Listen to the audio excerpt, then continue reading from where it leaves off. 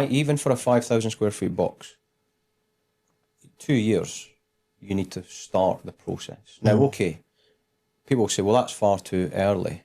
Early for what? To plan a good project, to get some good, really, some sound advice that will make that project go smoothly.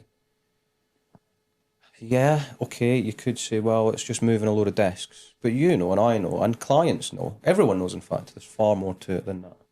And the industry's got nuance, far more nuance these days.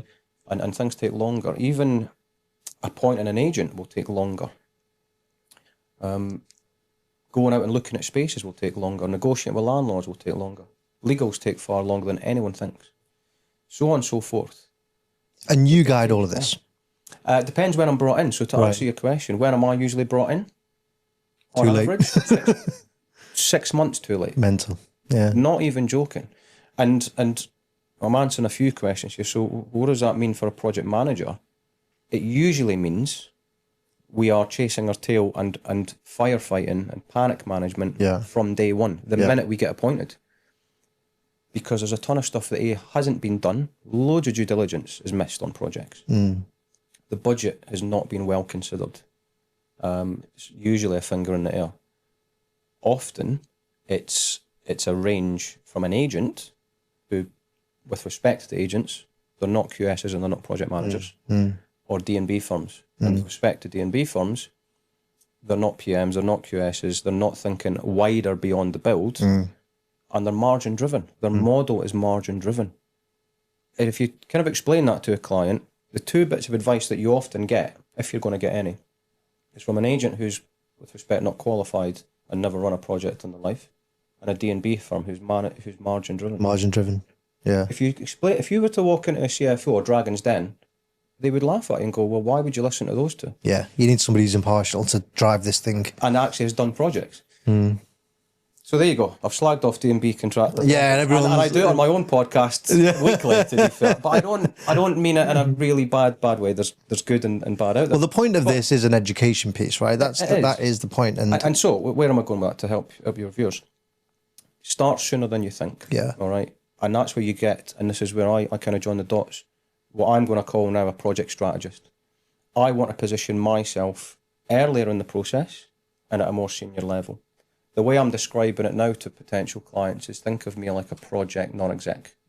Because there'll probably be some kind of steering committee. If it's an established client, they will probably have an internal steering committee. If it's a small client, they'll probably have the secretary and the MD. Yeah. That's the steering committee. But whatever it is, they're sometimes taking the wrong advice. So why not get an expert in the room and think of me as a project non-exec? Yeah. And I'll steer you through that whole process. And it's not just project stuff. It's, okay, well, why that agent and why not that one? And I've got to be really careful what I say here. Yeah. But there's games that gets played at every single level. Every level.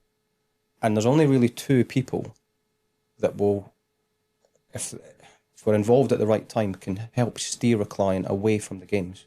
That's a project manager, if they're doing the right job, and a QS. They're the only two people that can navigate games that get played. And I'm not going to go down that rabbit hole. Don't go down that rabbit hole there. Right? So there's what I think. Yeah. Earlier engagement, more senior engagement, project strategist, and client rep. So early engagement, 2 years out, project strategist. I'm going to use that. I'm going to use that to kind of frame my next bit. How do you guide a company 2 years out when in 2 years' time, you don't know what their headcount is, you don't know whether they have a solid hybrid working framework, you don't know the unknowns 2 years out. Yeah. The big thing I'm thinking on the top of my head is you don't know headcount. Yeah. So how do you guys strategy 2 years out when you actually don't know what's coming in 24 months? Yeah, it's tough. Yeah. It's hard. But the one thing that you've got to do is understand the business. So in many respects, if I'm going to be coming in as a client's project strategist now, yes, I've got a project kind of outlook, but I need to understand your business. There's a little bit of business consultancy in there as well. So that it's my job to help join the dots. Because they're going to be great at what they do. They're a pharma company, if they're a startup or whatever it is, that's their expertise. They've probably not translated that many times or often or ever to a project. So that, to answer that, that's part of my role. I will help identify, right, what's the business goal? So I'm going to start with, well, what's your 5-year business plan, 10-year business plan? They may not know, right? But we start with the business, explore that and options. That will help me identify what experts we need. Do we need a workplace consultant involved? Do we need some tech? Do we need to do some utilization studies, whatever it is? But you'll never get perfect because many businesses don't know where they're going to be in 2 years, right? Not fully. But again, that's a strategist's role. It's not really a project manager's role. Yeah. Project managers, when they get brought in 6 months Hence the pivot that you were talking about. Hence the pivot. A project manager will be brought in too late, right? Go and tender that and babysit the construction and then let me cut a ribbon at the end, right? Yeah. That's kind of the brief in really simplistic terms.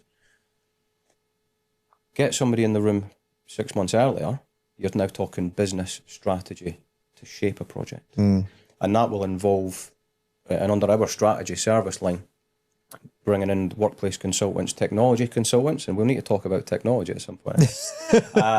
ESG, trying to join all those dots in line with their business plan to then shape an amazing project. But that will involve some hard truths, some real advice, which will be probably contrary to anyone else that they would talk to, because a lot of people want an easy ride. Yeah, I'm going to give them the truth, and I'm going to stop.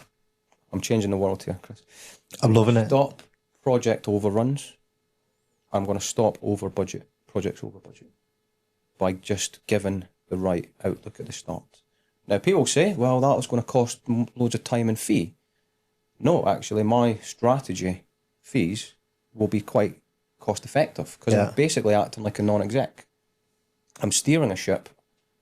I'm not playing the drums or the flute. Yeah. You know. Yeah. And if it gets to the point where, right, we've done all that great work and we now go into project mode, client could say, right, Vince Spark, please project manage. Please manage it. Yeah. Or what I'd actually rather do, Tender it to a project manager, I'd please. tend it to a project manager, and I'll either keep a role as the client's rep or strategist, or they'll say, brilliant, you've done a great work there. But what does that do for the PMs that I tender to? They'll get a robust RFP. The brief is compelling. And there's actually been some due diligence. There's actually a sensible budget, not a wrong budget. There's actually a sensible strategy for them to go and pick up, tweak, because they're going to be the project manager, tweak it, and then deliver it. And then if the client keeps me on, I then keep the whole ship in the right heading. Yeah, That makes sense. yeah.